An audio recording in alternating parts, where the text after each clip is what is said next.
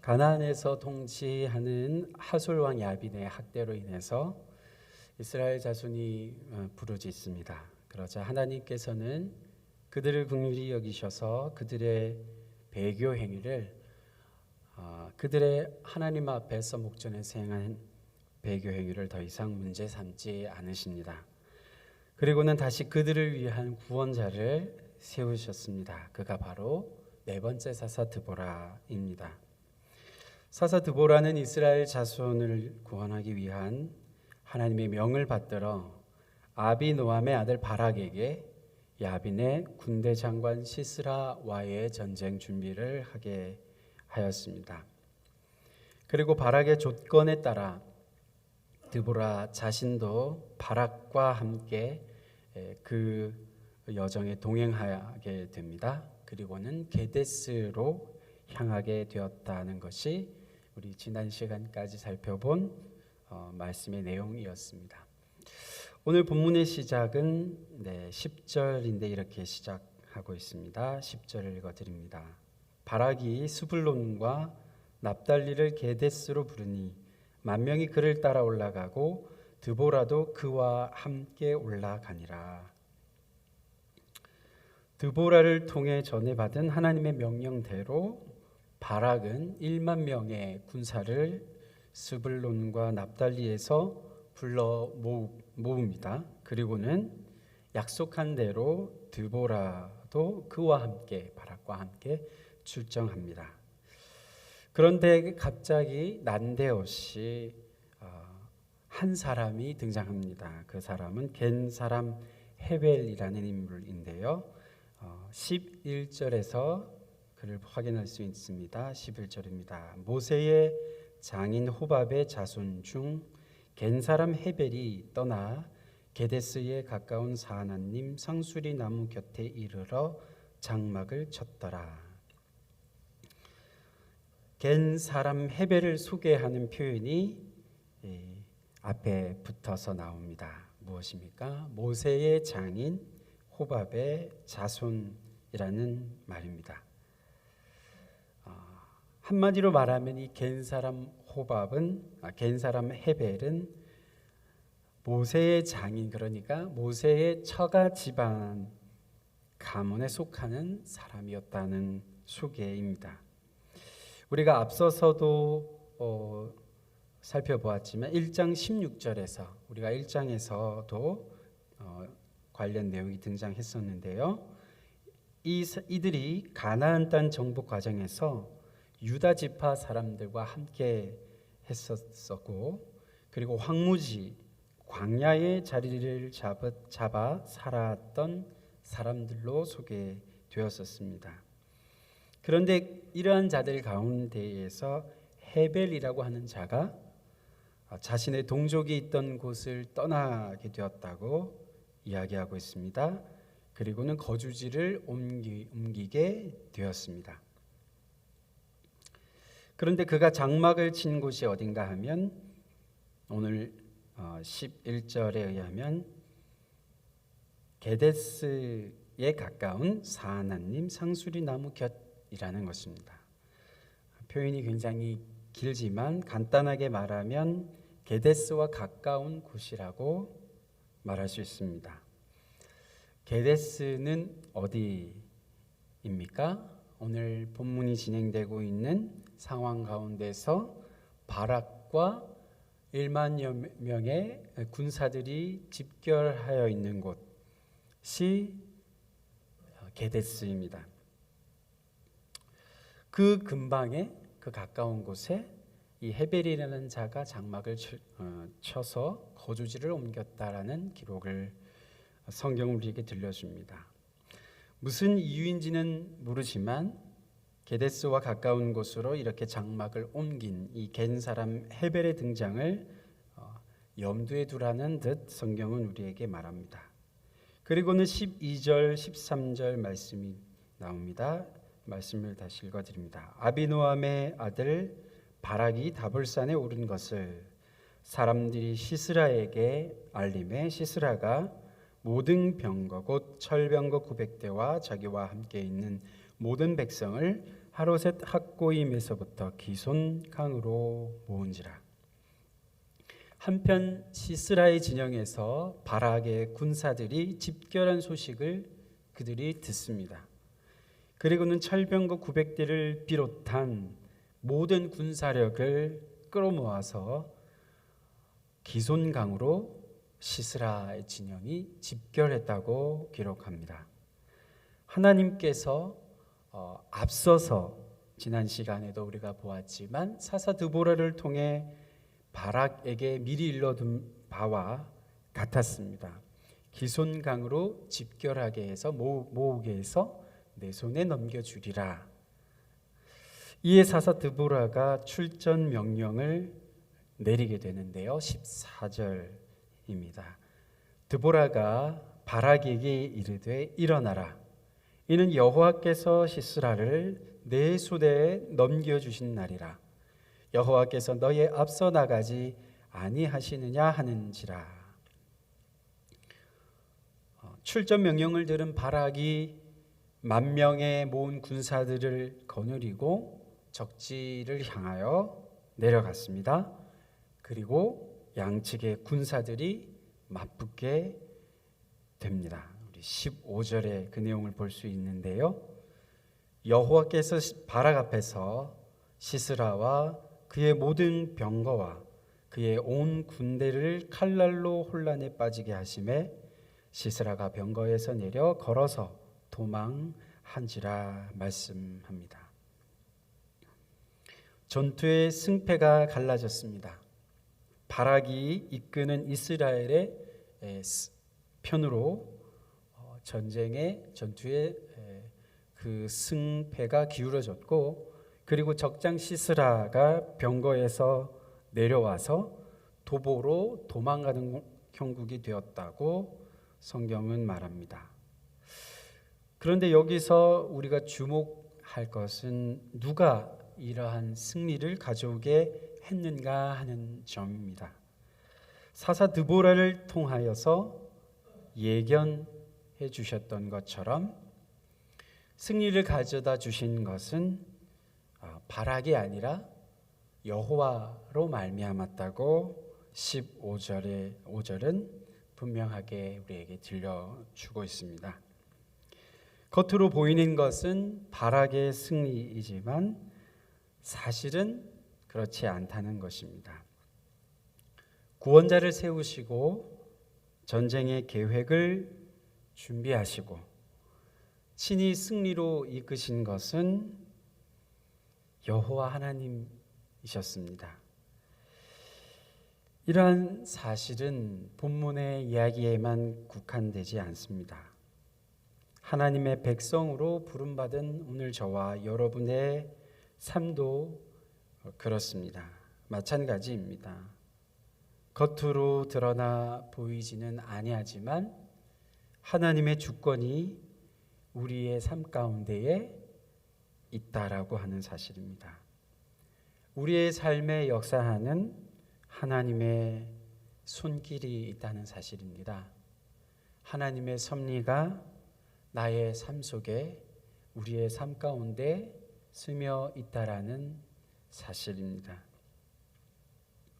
그것을 놓치지 않고 그러한 하나님의 섭리의 손길을 붙잡고 그것을 기억하며 살아가는 당신의 백성을 통해서 하나님은 오늘도 하나님 나라의 역사를 써내려 가신다고 하는 사실입니다.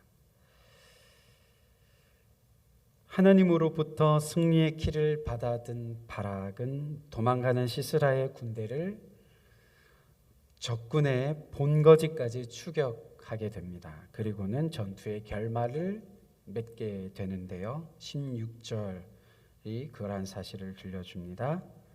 바락이 그의 병거들과 군대를 추격하여 하로셋 학고임에 이르니 시스라의 온 군대가 다 칼에 엎드려졌고 한 사람도 남은 자가 없었더라 말씀합니다. 이렇게 시스라와의 전투가 일단락이 됩니다. 그리고는 이어지는 17절부터 22절까지의 내용을 보게 되면 적군 야빈의 군대 장관 이 시스라의 최후가 어떻게 마무리되는지에 대한 그런 이야기가 한 단락으로 소개되고 있습니다. 들어있는데요. 그러한 사실을 우리가 볼 수 있습니다. 17절의 내용을 보겠습니다. 시스라가 걸어서 도망하여 겐 사람 헤벨의 아내 야엘의 장막에 이르렀으니 이는 하솔 왕 야빈과 겐 사람 헤벨의 집 사이에는 화평이 있음이라. 걸어서 도망하는 자가 된 이 적장 시스라가 할 수 있는 것이라고는 몸을 숨기는 것이었습니다. 그런데 다행히도 그가 자신의 죽은 야빈과의 화평 관계를 맺고 있던 겐 사람 헤벨의 집으로 그의 몸을 숨겼다라고 이야기합니다. 그런 상황과도 부합하게 헤벨의 아내 야엘은 먼저 나갑니다. 그리고는 지친 시스라를 따뜻하게 영접하였다고 말씀합니다. 18절 말씀 보겠습니다. 야엘이 나가 시스라를 영접하며 그에게 말하되 나의 주여 들어오소서 내게로 들어오시고 두려워하지 마소서 하매 그가 그 장막에 들어가니 야엘이 이불로 그를 덮으니라.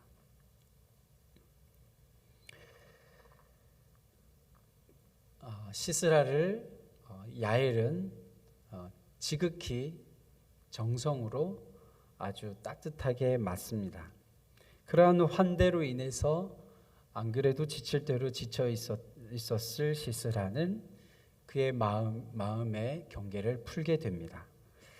그리고는 시스라는 부탁을 합니다. 갈증을 해갈할 물을 달라 말하는데요. 19절에 말합니다.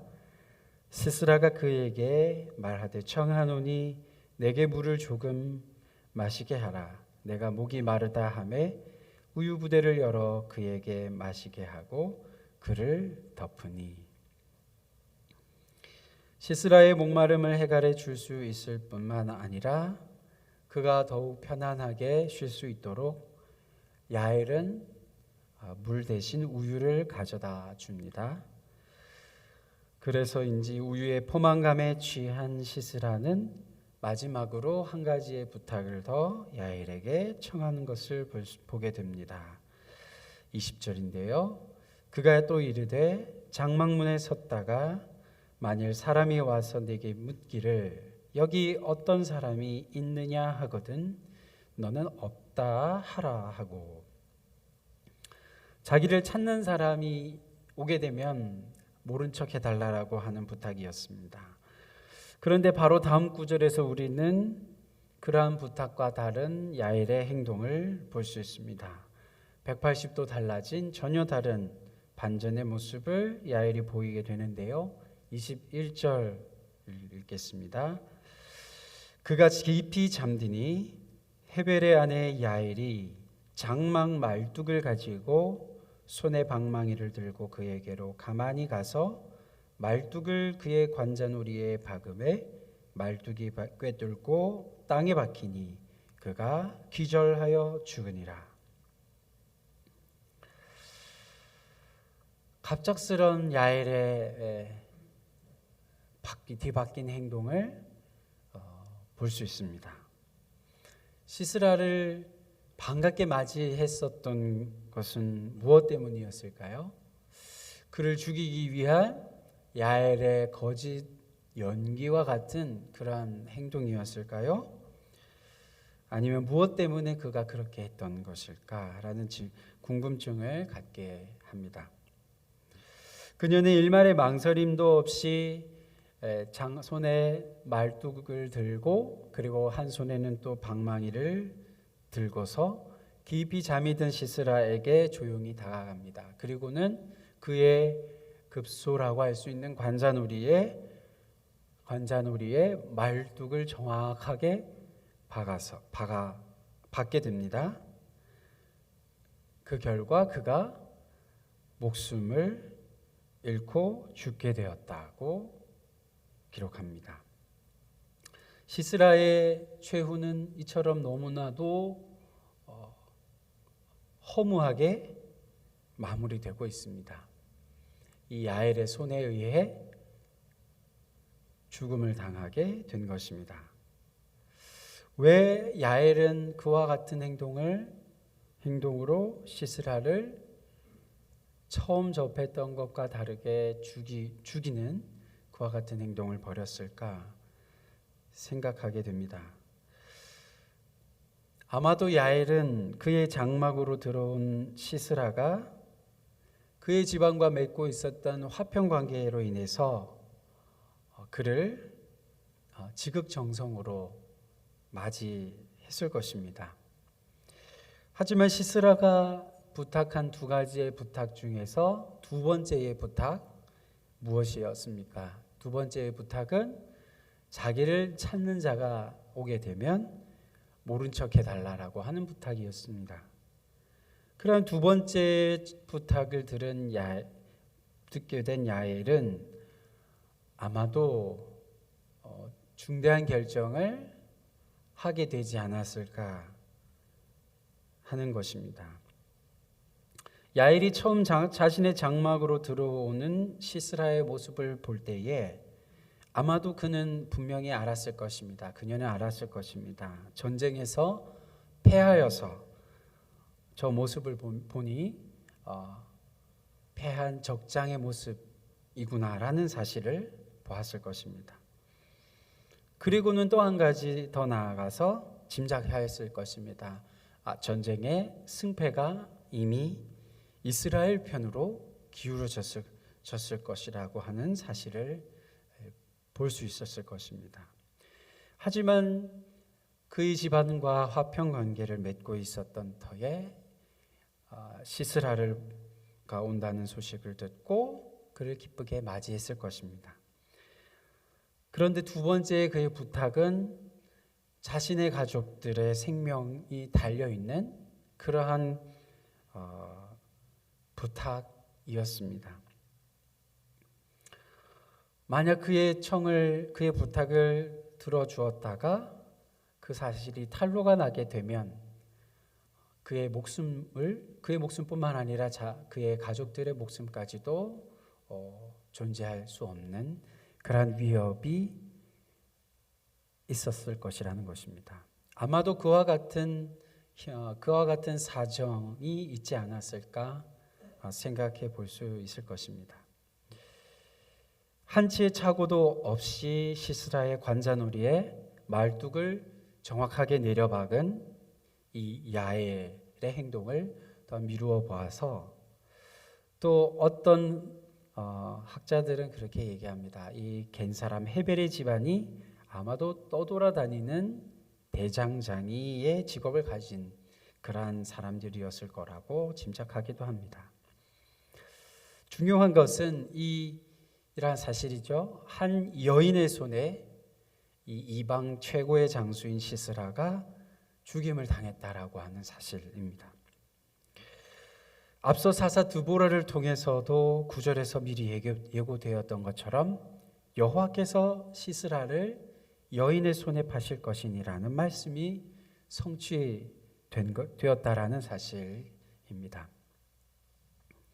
시스라를 추격하던 바락은 하나님의 말씀대로 여인의 손에 죽은 시스라의 시체를 목격하게 되고 마지막 23절과 24절은 하나님께서 가나안 왕 야빈을 굴복하게 하시고 마침내 그들을 진멸하게 되었다고 마무리하고 있는 것을 우리는 성경에서 보게 됩니다. 마지막 23절과 24절을 읽습니다.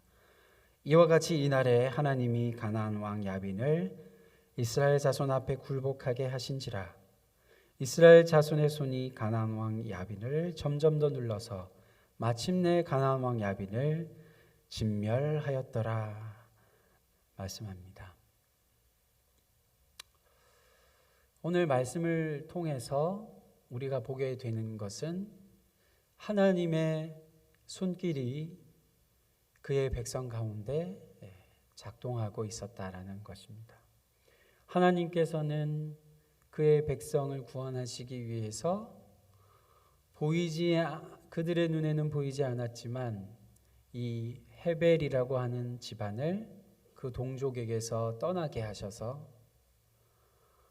전투가 벌어지고 있는 가까운 게데스라는 곳으로, 무슨 이유인지는 성경에서 밝히지 않지만 그들의 장막을 옮기게 하셨습니다.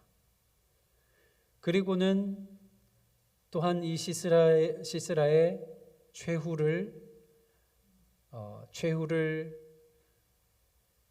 결론 짓게 된 이 야엘의 행동은 그저 자신의 집안을 지키기 위한 그러한 행동으로 눈에 보여졌을 터인데, 그런데 하나님께서는 그러한 그의 행동을 통해서 하나님의 구원의 역사 가운데 그의 행동을 사용하고 있다라고 하는 사실이 성경이 우리에게 오늘 들려주고 있는 하나님의 역사라고 하는 것입니다. 오늘도 하나님은 당신의 역사를 써내려 가고 계십니다.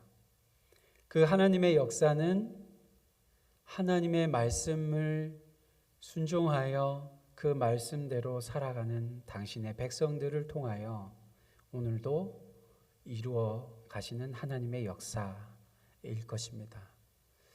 오늘 우리의 삶이, 또 우리의 믿음의 여정이 과연 하나님의 말씀 가운데 잘 뿌리 내려져 있는지, 그리고 하나님의 말씀대로 오늘 우리의 삶이 그렇게 살아가게 되는지 하나님은 그러한 사실을 주목하시고, 지금 우리의 눈에는 보이지 않지만 이후에 돌아섰을 때 하나님께서 역사하신 그 현장이었구나라고 하는 것을 뒤돌아보며 오늘 저와 여러분은 깨달을 수 있을 것입니다.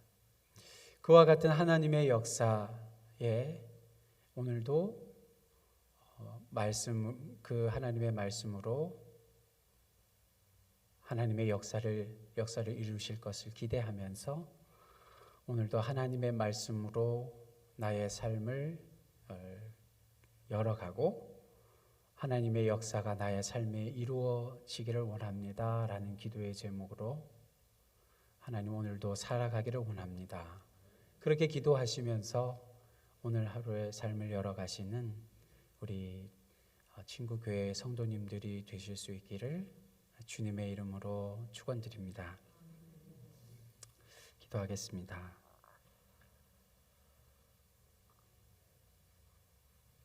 하나님 아버지, 감사합니다. 우리의 삶이 하나님의 눈에 보시기에 하나님의 손 안에 있는 그러한 하루하루의 일터인데 그것이 우리의 눈에는 보이지 않아서 때로 낙심하고 때로 좌절되고 때로 소망을 잃고 방황할 때도 있음을 고백합니다. 하나님, 오늘 말씀을 통해서 그러나 하나님의 역사 가운데 있는 그 하나님의 백성을 향한 하나님의 손길이 분명하게 놓여져 있음을 오늘 말씀을 통해 생각하게 됩니다. 하나님, 우리의 삶 속에 오늘도 하나님의 역사를 이루어 가시기를 원하시는 하나님께서 보이지 않는 그 하나님의 손길이 있음을 믿음의 눈으로 바라보게 하여 주시고 오늘 하루하루의 삶, 그리고 우리의 가정과 우리의 일터와 매일매일 우리가 접하며 살아가는 우리의 일상의 그 자리가 하나님의 역사를 써내려가고 하나님의 역사를 이루어가는 그러한 삶이 될 수 있음을 믿음의 눈으로 바라보게 하여 주시옵소서. 하나님 아버지, 오늘도 하나님 앞에 기도의 제목을 가지고 또 간구하며 주님께 부르는 주님의 이름을 부르며 간구의 기도를 드리는 기도 소리를 하나님께서 주목하시고 긍휼히 여기시고 하나님도 그 제목을 따라 하나님께서 들어 응답하시는 줄 믿습니다. 하나님, 그 하나님의 방법과 그 하나님의 때에 정확하게 역사하시고 응답하셔서 하나님께 영광 돌리며 그렇게 믿음으로 더욱 전진해 나아가는 모든 기도의 백성들 될 수 있도록 우리 주의 백성들을 주님 그 기도를 들어 응답하여 주시옵소서. 하나님께 오늘 하루도 맡겨드리며 믿음으로 나아가는 오늘 하루의 삶을 주님께서 받아주시고 주님께서 지키시고 주의 손길로 친히 인도하여 주실 줄 믿사옵고 감사드리며 예수 그리스도의 이름으로 기도드립니다. 아멘.